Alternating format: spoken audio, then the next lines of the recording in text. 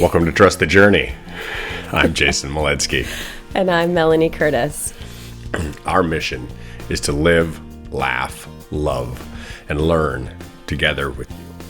We're here to create conscious connections to grow and contribute through our practice of openness, honesty, vulnerability, humility, and trust. Trusting the entire journey. Definitely. If you want to find us on the internet, our handle is trustthejourney.today.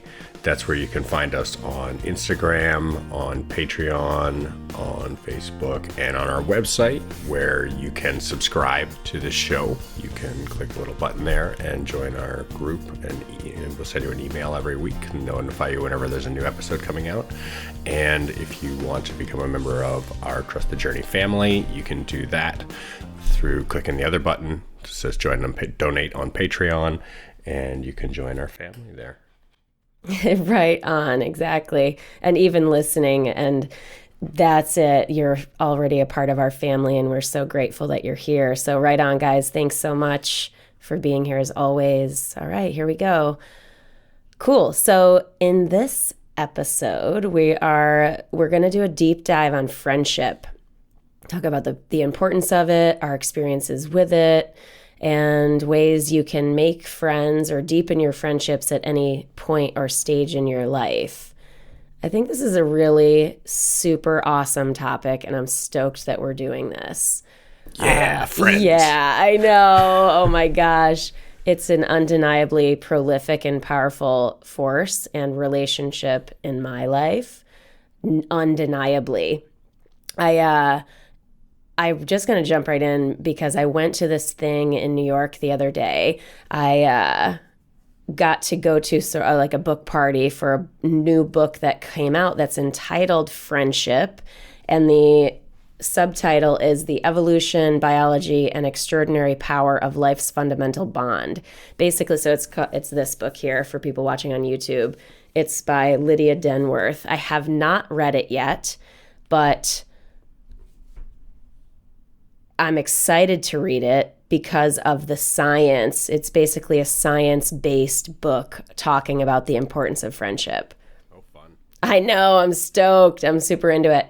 And what's cool is that, and why I was so excited to go to this event and just to meet this person and obviously meet other people and all the things, is because of what I just said, that it's so clear in my life how critically important to my both personal happiness, my personal fulfillment and well-being, and my professional success that friendship is. Like, friendship is so important to both of those things in my personal and professional life. You know, I was sitting on the couch the other day with a friend of mine, and we were just discussing the simple value of conversation, right? Just how much true life meaning there is to be able to just share with somebody that you trust and converse and laugh and be silly and tell stories and just forget about all the other stuff. Like, you forget about being alive. Even if you're telling stories about all the other stuff, that relationship, that relating piece of being able to relate to somebody and to share and to connect, it's so, so powerful. I'm going to quote one of my other friends sent me an email just last week. It was I think it's a 2-year anniversary of his sobriety. And he sent the email saying that if there's anything that's the opposite of addiction, that it's connection. Yeah, and absolutely. That's what friendship provides us, is that connection. Yeah.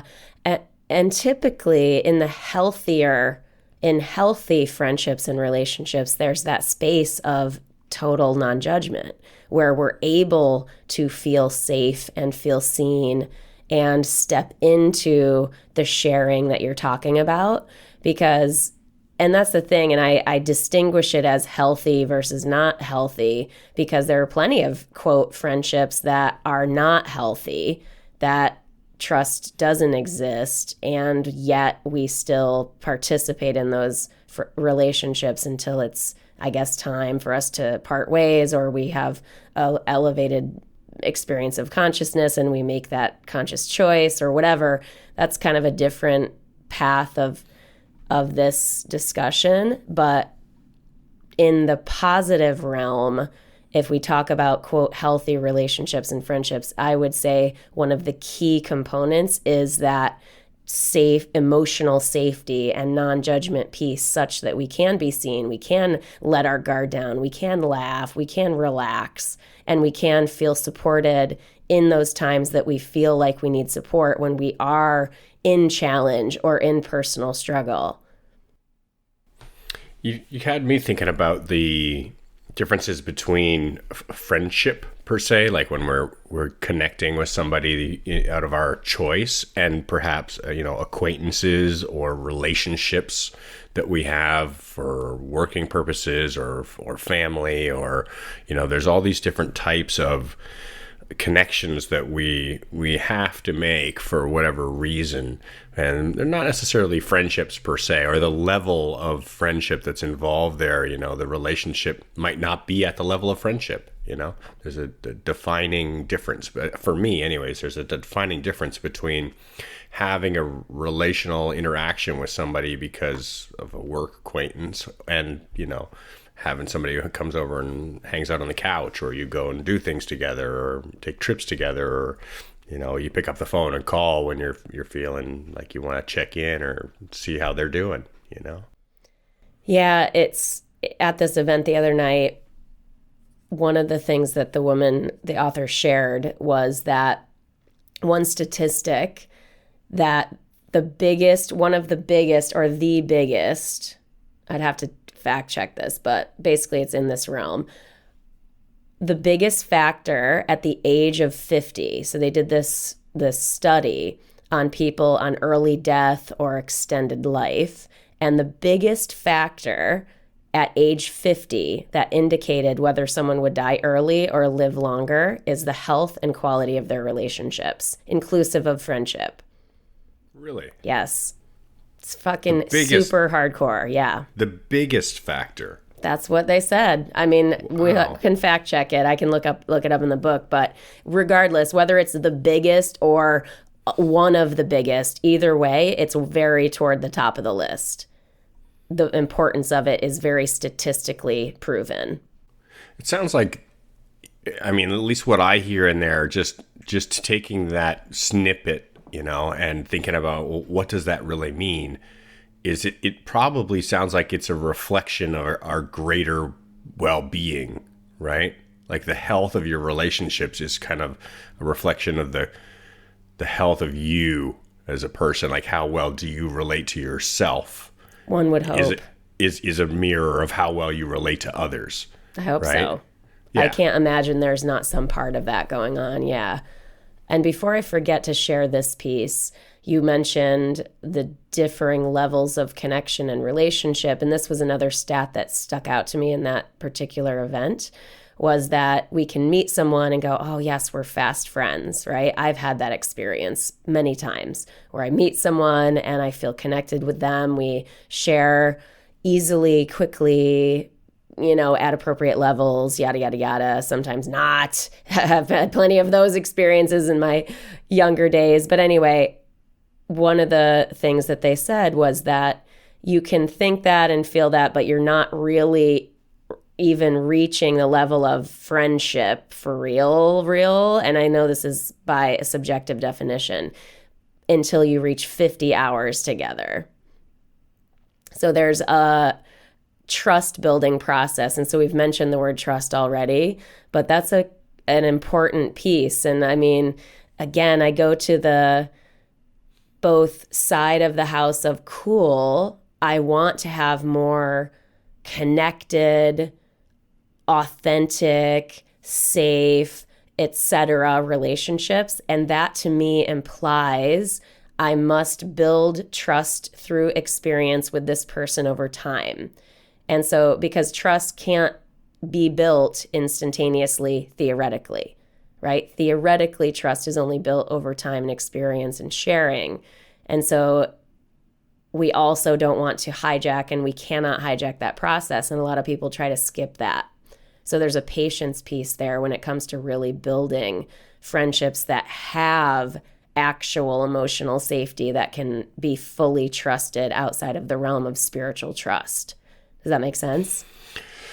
Yeah, I totally see where you're coming from. I'm kind of just thinking through some examples in my mind of my own life, or just generalized versions of like when it's easy to find ourselves connecting with somebody. And I think it's generally when somebody has a personality, a character that's well developed, that says a lot about who they are, about very quickly. It's not necessarily trust per se, as you're talking about, right? So I was just looking at both sides of that coin going, well, yeah, sometimes you walk into a room and 30 seconds after you meet somebody, you feel completely confident to be able to engage them open and sharing and ask their advice on something from somebody that you may have no idea about their history or where their perspective is coming from. But you can generally pick that up by mannerisms, body language, energy, aura, the things that people give off. So I would agree with that statement that personal trust has to be built over time. But I think that as beings, we can tell when somebody is energetically safe person to be around and when somebody's energetically risky. Yeah, for sure. Yeah. Oh, yeah, definitely. Yeah, I mean, this is a complex thing. I would not even remotely put this type of conversation into a black and white. This is when it's safe. This is when it's not safe. This is when we can know, and this is when we can't know. I don't think that's the case at all. I absolutely echo in the shorter term building of friendship, right? So say we meet someone new and we have an experience with them. Sometimes trust is bolstered at the beginning based on the community through which we meet them, through a referral, trusted referral, through that energetic, intuitive read, whatever, etc. Even still, those things they don't take the place, in my experience, of longer term built trust through time and experience. I've definitely had experiences where I'm like, oh, cool, I'm meeting someone through this group, or I'm meeting someone because of this person, and I deep dive on trust too soon, and it's burned me. No question about it that I've had those experiences. We've all had that experience. Yeah, right? Yeah. And so I'm not suggesting that we can't make instant and deep connections. I absolutely believe we can. My very best friend, Shannon Hernandez, she is one of those people.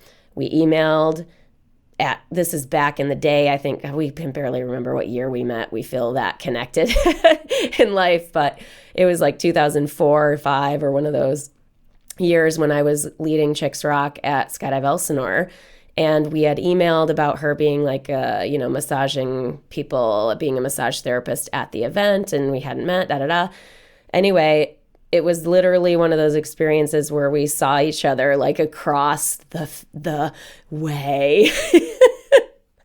And we literally felt deeply connected from that point on. And neither of us were even that far into our own personal growth journey. Like, she wasn't even that spiritual yet.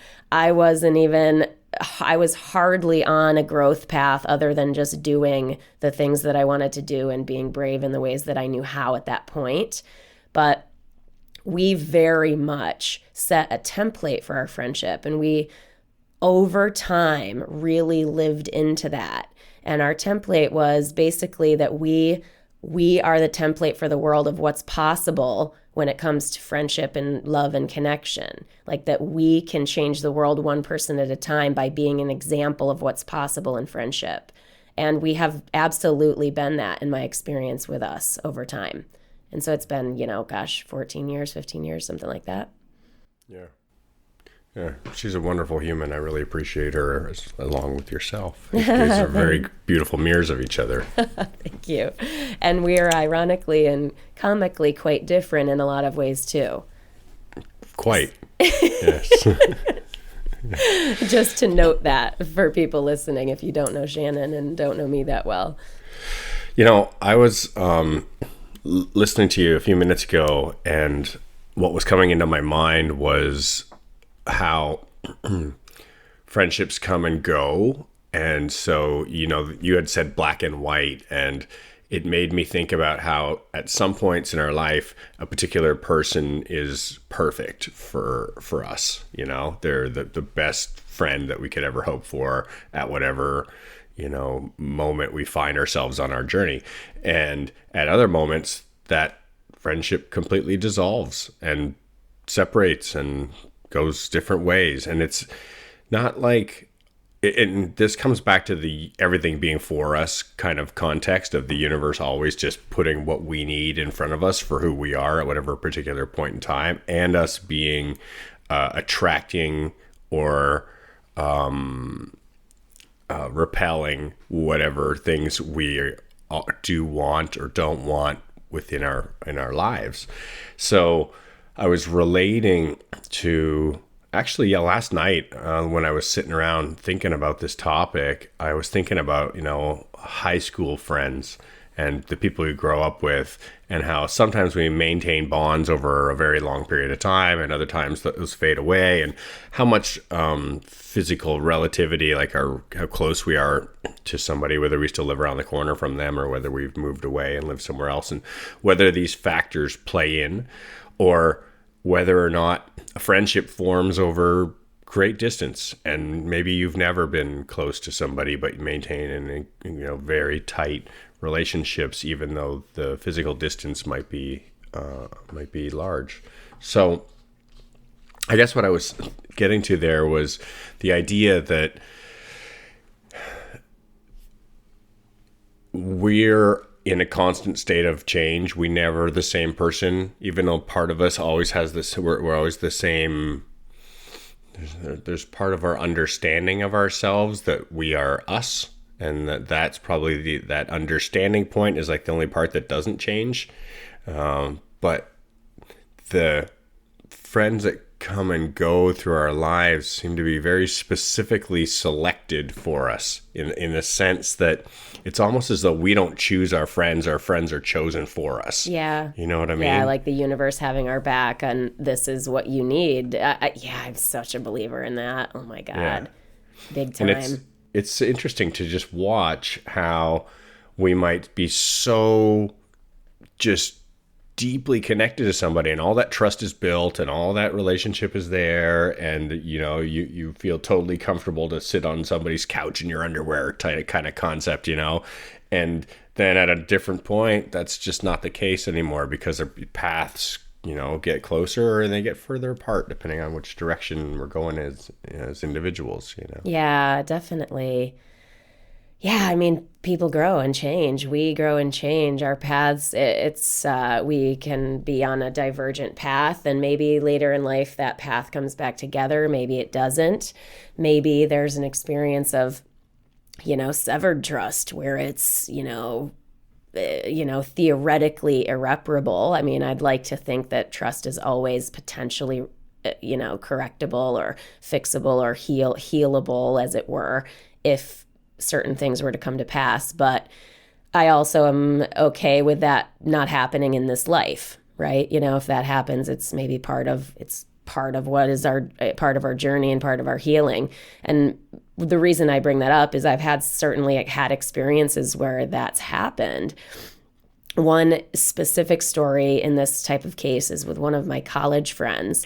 We were very, very close. And it's a very long story. It's a long story, but very long story short, I've written about it. It's in my book. But basically, I was dating this guy, and he lived near where she lived, and she was getting married, and I was going to bring this guy, and I was like, oh, cool. Yay, you guys can meet before the thing. And before the wedding. And I was supposed to give this speech on love and the whole thing. And basically, long story short, they end up hooking up. And yeah, super, super like betrayal of trust, big time. And that ended our friendship. I did not Really? I did not go to that wedding. Yeah, I did not go to that wedding, and it was really, really painful. What came out of that, though, and was an experience where and this is a long time ago, by the way, but it was a big one for me, because not only did I have to make the decision to not go and feel like that was the most loving choice for this friend, like truly at the time I was so torn because I wanted to do the quote right thing. And I struggled with, do I still go and try to work this out and try to move through this thing right here, right now? Or do I, do what's right and best for my own heart, which at that time was to not attend. And that equally and really and truly in my heart felt also like the most loving move for this friend, in the sense that there had to be repercussion for that choice that she made as well. And so that was super tough. The other piece of that particular story for me was that another friend basically stepped up and said, change your flight, we're going to go on a vacation, and we're going to go together, and we're going to turn this into something better and awesome for you, or whatever. I don't think she said that per se, but that's basically what happened. And I'm wearing a ring today from the trip that I bought. I bought this ring on that trip with this friend. And so inside of a like bigger, longer term trust being completely annihilated, a different new trust from this other person was brought into my life. And we are still very close, and I still count her as one of my closest friends because she was there for me. And just to wrap this up, is that sort of goes to the complexity of this, right? Because we could go to forgiveness. I definitely worked through this thing with myself and with this friend that I had the breakdown with. And I expressed forgiveness, and I feel deep forgiveness, not from a judgmental state, but it was big. That said, it didn't mean that we were going to be close again, because that trust for me was really painfully and powerfully destroyed. So, and that all comes from where you are at that point in your life and the values that you hold. So I'm not saying it was right or wrong or this or that. It's more just like that's what occurred in my own life. And I definitely tend to believe that statement. Is from when I'm almost done here. But it's actually a really silly movie, but I really love this quote that came from it. The movie is That Awkward Moment. And the quote is, being there for someone when they really need you. That's all relationships are. That's all they are. Like, that is one of my most favorite quotes of all time, because it basically is like, that's all they are. That's all they are. So there's a lot in there, but I think that speaks to the complexity of friendship and all these competing forces of forgiveness and doing what we can and doing the best we can, even in the most challenging of circumstances.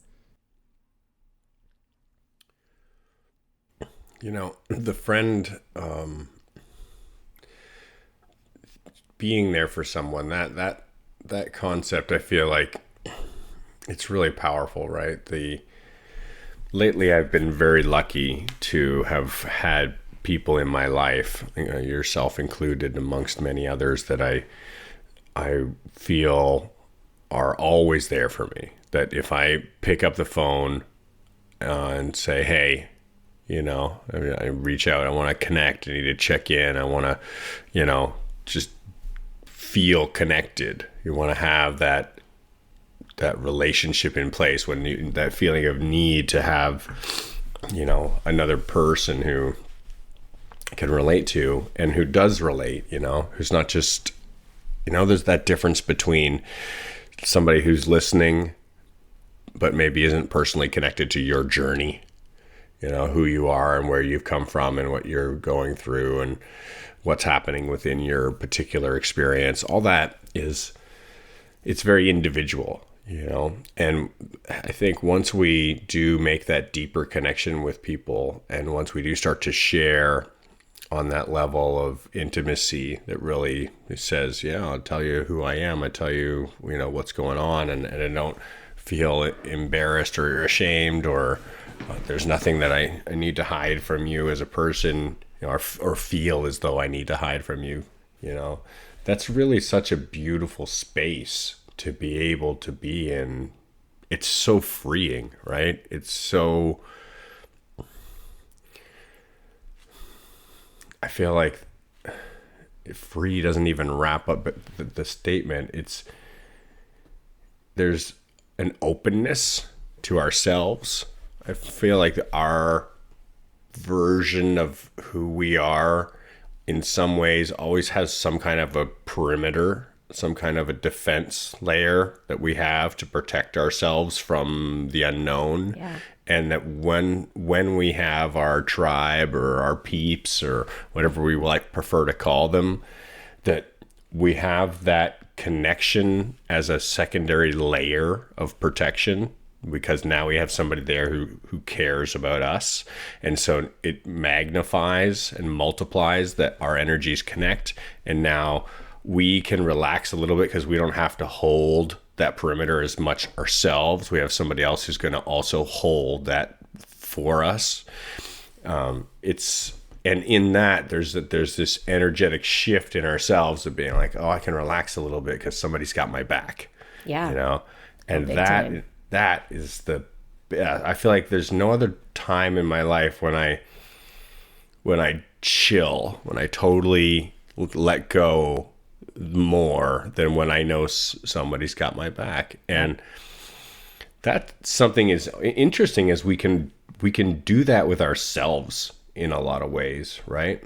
We can actually build this trust in ourselves through our own behaviors and our own not letting ourselves down, to where we know that we've got our back, where we can start to relax more as a person. That's interesting.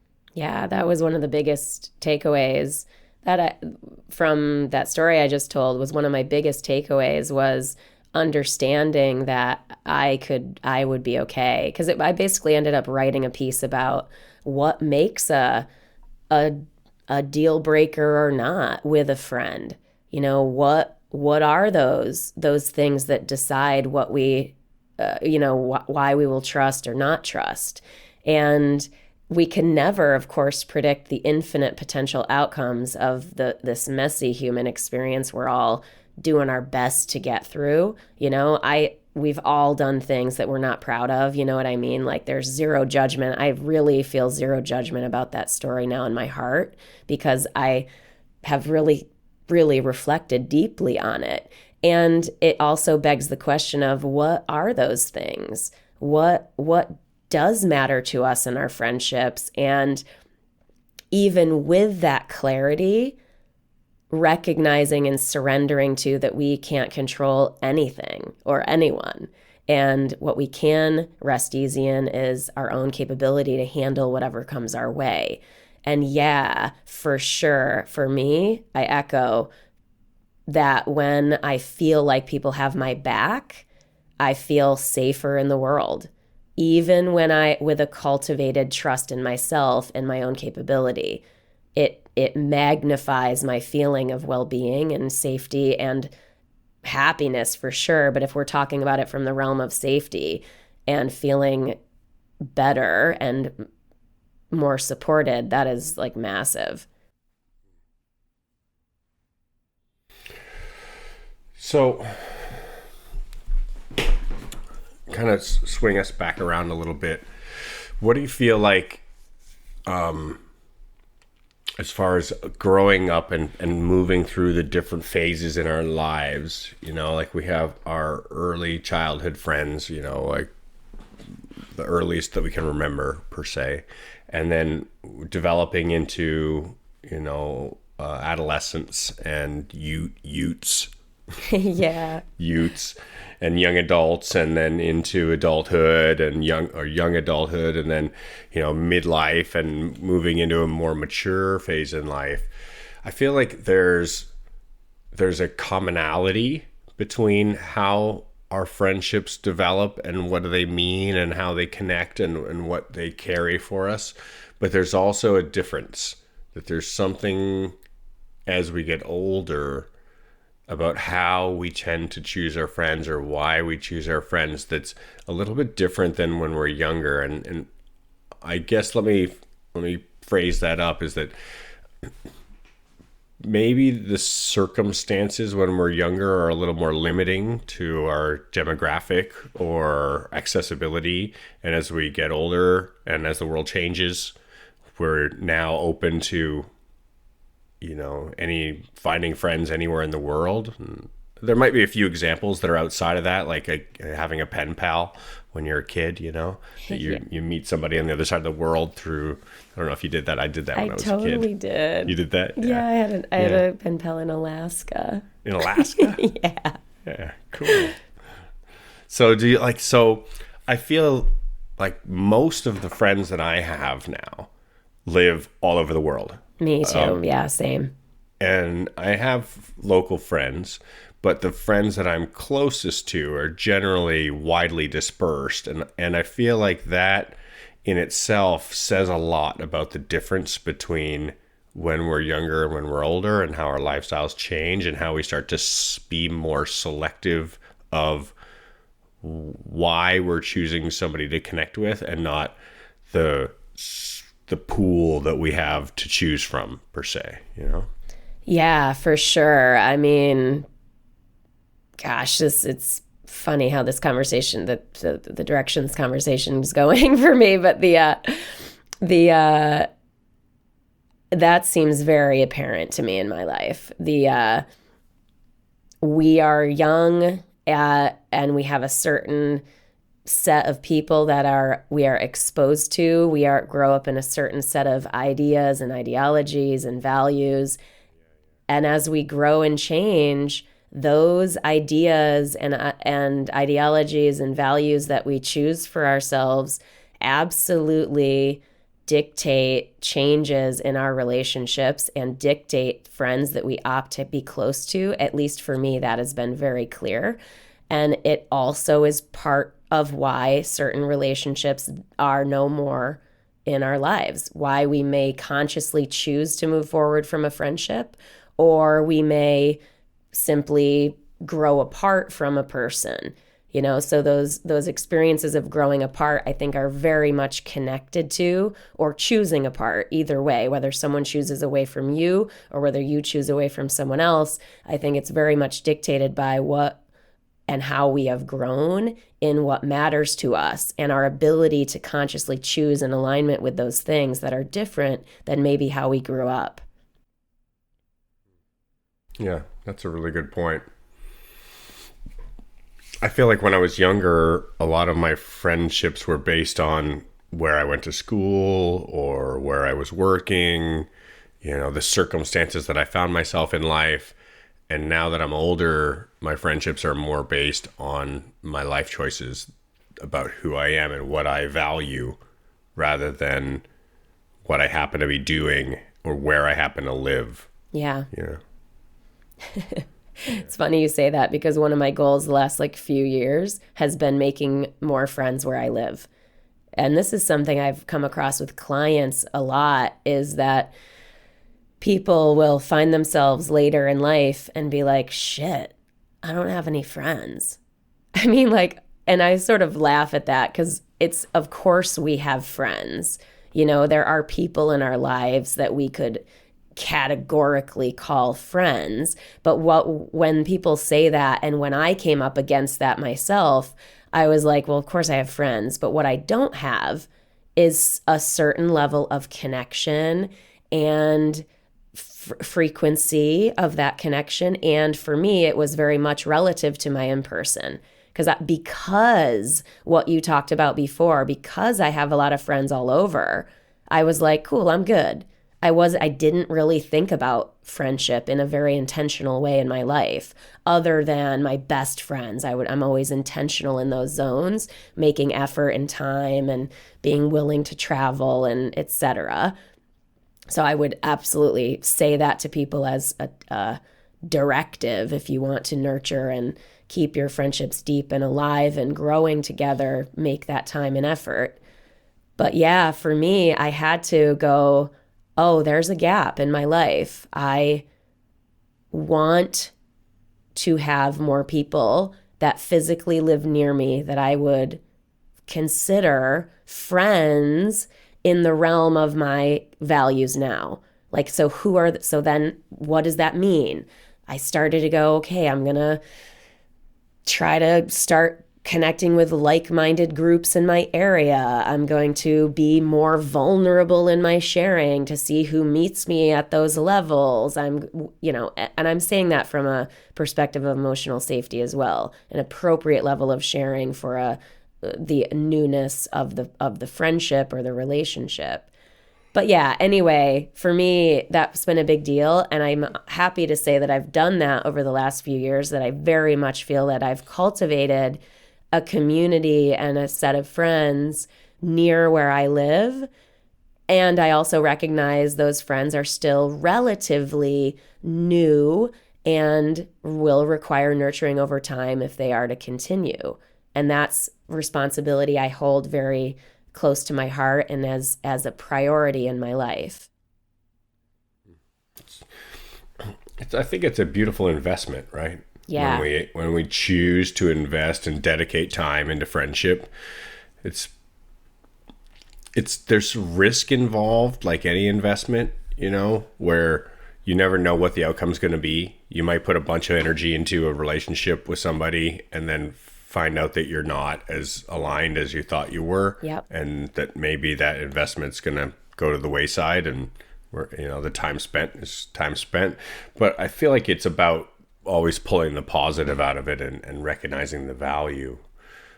And also recognizing that our expectations are a lot of what that's about. We're the ones coming up with an idea of what that should look like. And unless we actually speak it and say it and can agree upon these kinds of ideas with somebody, then they're just expectations that live in our own mind, and they can't really be, it's not like we can hold somebody accountable to our ideas, right? Except for ourselves. Yeah.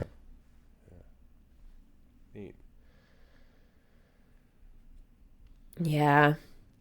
Chosen family. That's something I wrote on my list. Yeah, I wrote that too. I feel like that for me derives from friendship, of course.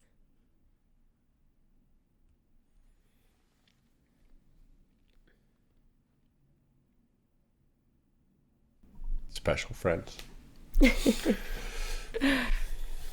Lately, I've had a group of friends, which, now, which book did I pull this out of? I believe this is from, no, it is from Jim Collins' writings. Yeah, and it's the personal BOD concept. Yeah, and I think I've mentioned this on the show before. I love this concept. Yeah, so I've been putting this into application for over a year now, probably a year and a half or so, where I've heard about the concept and reading Jim Collins' books, and I thought about it, and I'm like, because he talks about it, and it was actually, I picked it up, he was in his interview with Tim Ferriss. Nice. Right, where the concept comes from. And so I did further reading from his writings, but the concept comes from the idea of having a select group of people that we purposefully choose and communicate with to say, I would like you to be on my personal board of directors. And having a selected group to say that when I'm going to make a big decision in my life, I'm going to check in with my BOD and see what they think about it. And so, when it comes to like a big relationship decision or financial decision or work or like something that's a key choice where we're going to make choices about our life that's got our greater destiny involved, that there's a group of people that are going to have varying opinions about the decision we're going to make. And I think that the strength in a board of directors is it's not an individual. It's not a CEO type thing or a person. But they're the kind of people who have vested interest and truly are involved in looking at what those decisions and repercussions are going to look like in our lives. So I've had a good long think about it, and I spent a good amount of time. And interesting that the people that I've chosen are very, very, of course, they're very meaningful and trustworthy people in my life. But I would say like none of them are local friends. They're not just a person that I, hang out with close by. They're people that I've found through the time that I've known them tend to be able to think and care on a level that is from a higher vantage point, to be able to observe a situation and help make a decision or reflect a decision, to really be that guiding voice of friendship, Yeah. So I love the concept. I've really been enjoying it, and I've been spending more time with these people because of it. I found that the process of evoking this, and I've sent everybody a message and be like, I want you to go on my board of directors. I want you to be there. And then also calling them up, when I need advice or when I need some help or whatever the circumstance is. And it's really tightened that bond. And it feels great. It's been a super fun process. I love that. I love the intention that you've brought to that. One of the things, like as I was prepping for the episode too, I was jotting down a list of how do we deepen or nurture our friendships if we want to do that. If we find ourselves in that situation, how do we do that? And one of the things that I wrote down was to share more vulnerably yourself. Another thing I wrote down was invite people to be a part of your creative projects or teams. Like that's just something I've done. And I would certainly call your life a creative project. Thanks. Double thumbs up from Jay. And so I love that you're doing that. And I think as a result, doing hard things, quote unquote, giving people the opportunity to be there for us is just as important as us being there for them. Like the best friendships and the best relationships I have in my life are very much both ways, where we each can be there for each other and we each trust each other and are willing to be brave in that kind of way, where we are sharing it in that way. And it's a really positive, awesome, cool thing. The way that you described the personal board of directors is that's a pretty badass project. You know what I mean? Like that's a badass team for a really badass reason, AKA the best and optimal life for you, someone they love. How fucking cool is that? Like mega. Love it.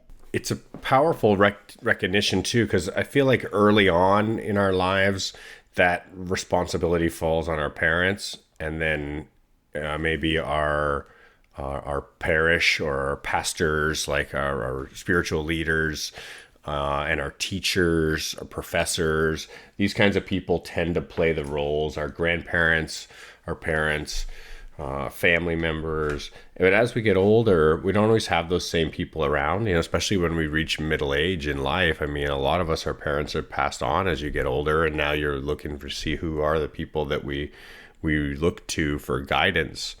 What also came up for me when we were talking just a minute ago was the consideration of what I really appreciated and it's super fun is when we have friendships that are not boundaried by age. Yeah, totally. Like when we have friends that are double our age Totally. or friends with little tiny children, Yeah. and there's no relationship to say we like to do the same things or anything like that, you know?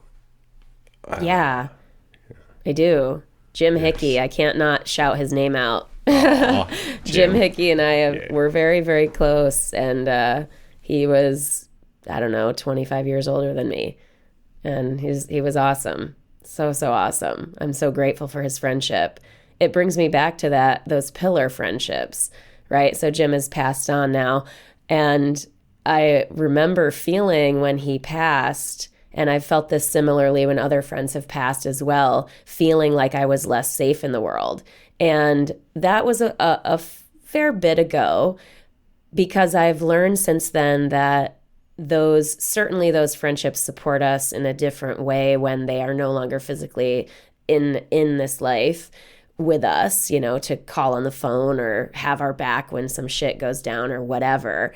But that those friendships definitely live on through us and our choices, in our values and how we live inspired by their legacy. Like that's a huge thing for me with lost friends, is that it means something to me to not necessarily I have to do this because otherwise I'll be sad. They have to live on through me. Not like some sort of, you haven't grieved or something type of feeling, but more like this person made an impact on my life and I'm so fucking grateful. And as a result, I want to transform that inspiration into something concrete and real, whether it's relational or creative or whatever.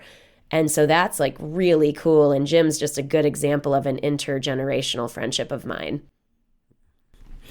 When I was in the elevator industry, which is what I did when I was a younger guy, I was a blue collar guy.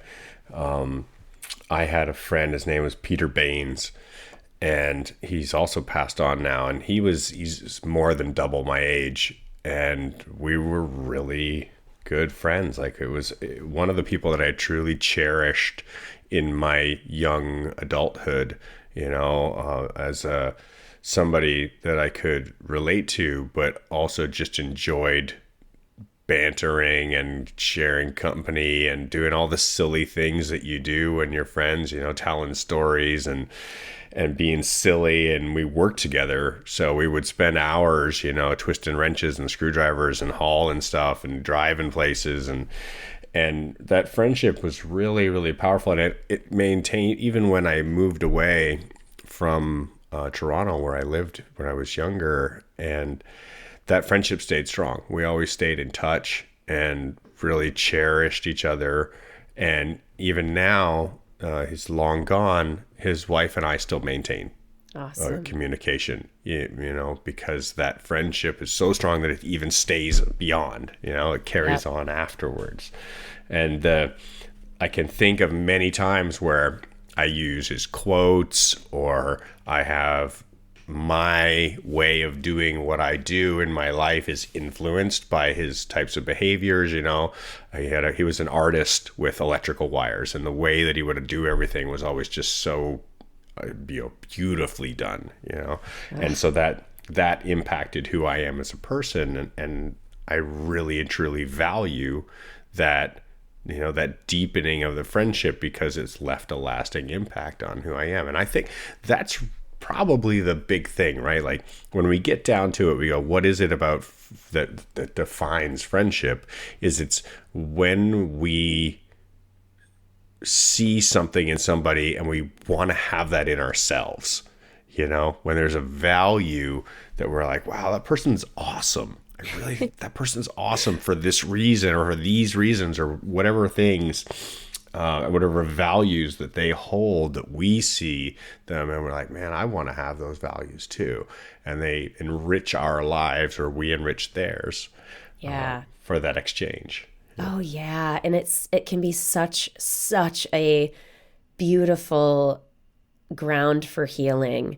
Like one of my old stories was I'm a burden, Like one of my old stories was, oh, I'm a burden. Oh, I don't want to bother you. Like things like that, you know? This is old again, but I've transformed a lot of this stuff through my friendships is why I bring this stuff up is, you know, like why there's these like sort of challenging pieces of my life story are connected to friendship is because I've healed so much through those experiences. And it's so funny, like even in this more recent I want to make friends where I live social experiment that I've doing in my life last few years, even knowing that story is old and isn't real and is nonsense, I still made sure to watch for it, right? Because part of it is like this invite people to do things.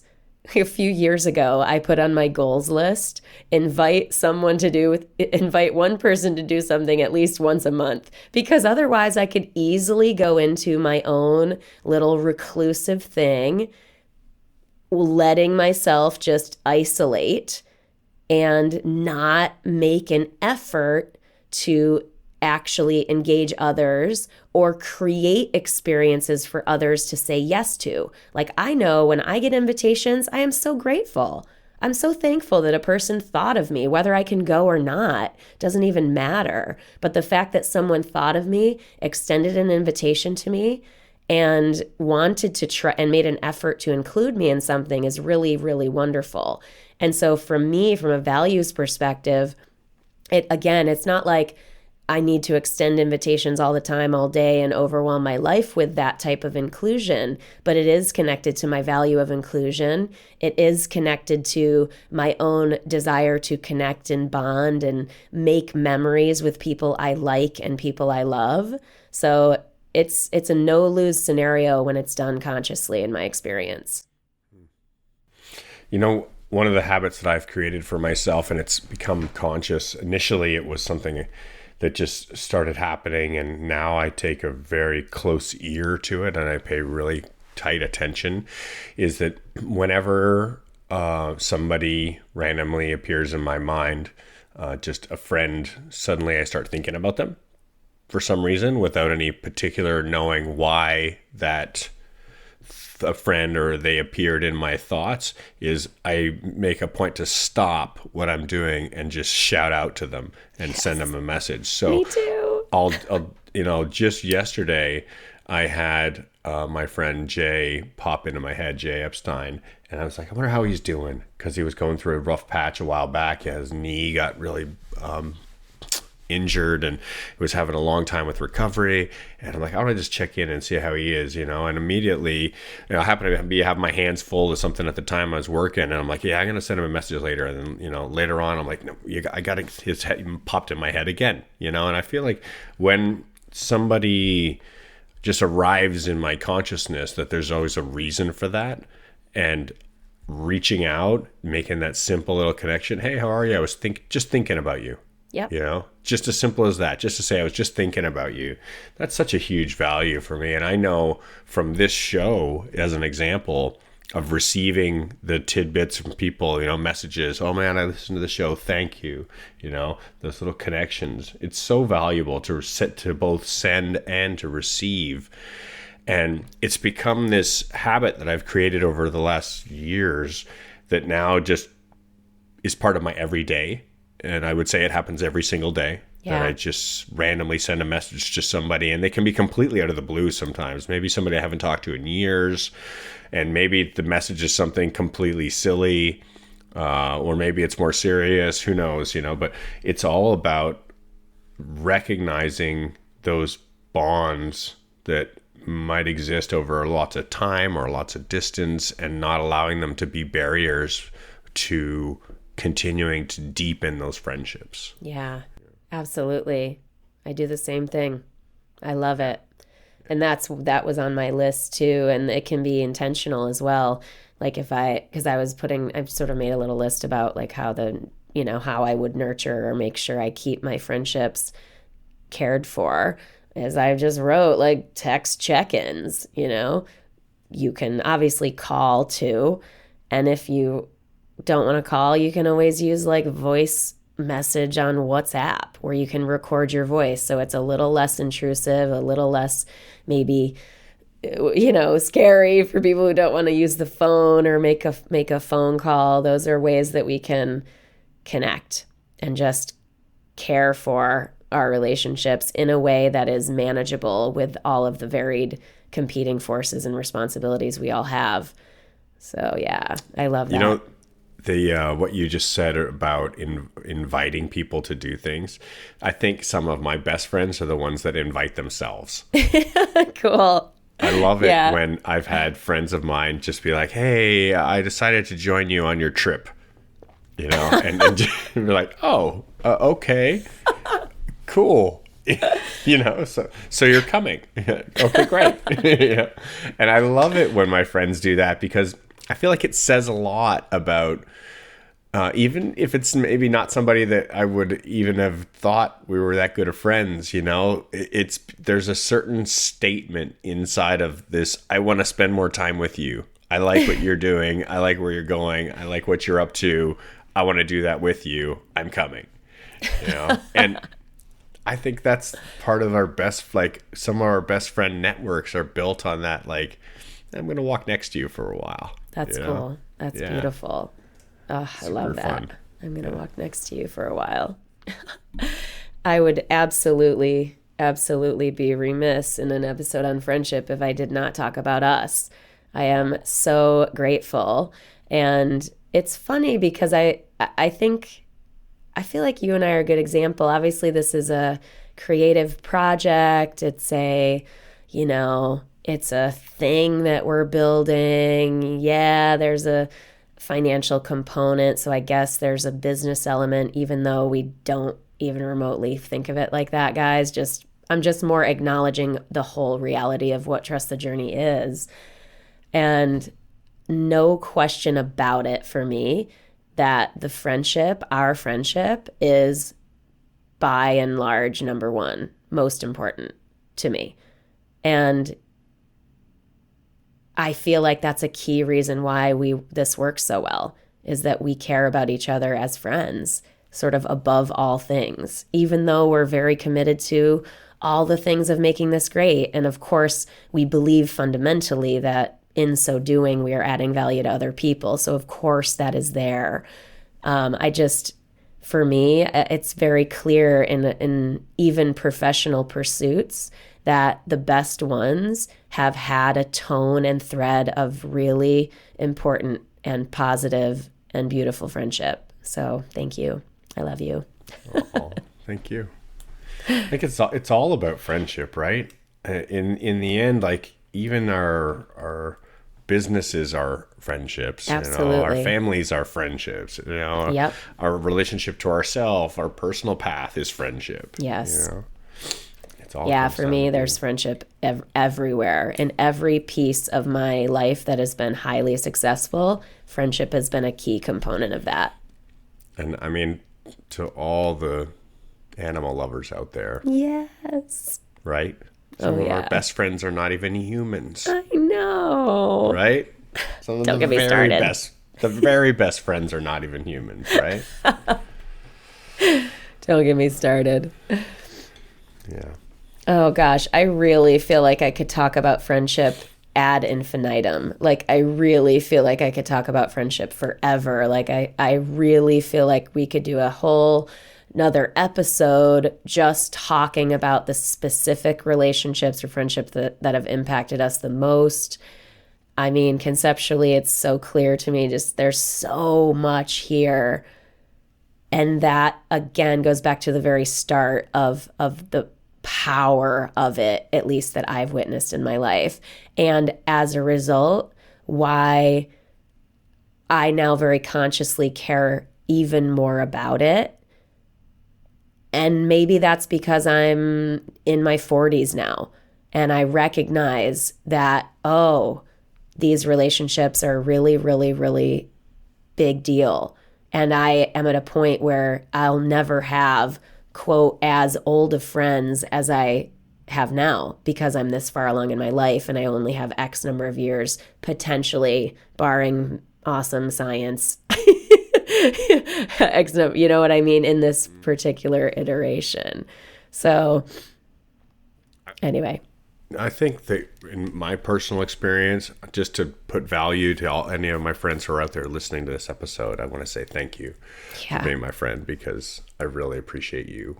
And the two things that I feel like are probably at the top of my totem poles of value in life is music and friendship. When it comes to like, what am I most grateful for in this world? And I'm glad that I can breathe, and I love eating, and I like being able to move, and there's all these things that are amazing, but like right down at like the core essence, like what are the biggies? The music is so high on my list, and friendship is right there. And I will travel across the world, and I do all the time, to go be with people, just to go be with people. Yes, you know, just to go spend time with people that are meaningful and important in my lives, you know, in my lives. It's all about friends and music and dancing. Well, it's funny. I'm, you know how I always say love and hilarity. It's love is absolutely constitutes and talks and is friendship. That's what I feel is number one, love and hilarity. That's why I think I love so much making my funny movies with my friends. It's like two of my most favorite things coming together, and why I have this weird unlimited energy for it. I like walking next to my friends. Yeah. I think that's one of my absolute favorite things, is just going walking together. I agree. I am grateful for all of my friends listening too, by the way, team. I love that Jay shared that with all of his loves, and I love all of you as well. And everybody listening, whether we've met or not, it's true that we love you. And I look forward to the day our paths might cross. Anything else, my dear? For today? Yeah, let's wrap this up. Yeah. Yeah. Some good stuff. I mean, and we've said it a bunch of times, guys, but for real, if you want to join the Trust the Journey family, that is definitely a breeding ground for friendship, no doubt, connection, support. Definitely. Yeah, so if you do, go to trustthejourney.today, our website, scroll down, there's a button down at the bottom, it's orange, it says donate on Patreon. It can be any amount, it can be $1 a month, and it'll get you into that private Facebook group where we are cultivating connections and friendships, all of the things that we talk about in our values for the show. So you are invited officially and always if you want to join us. And if you want to be a friend, go ahead and share one of our episodes. If there's something that you have resonated with that we've been chatting about, send us to a friend.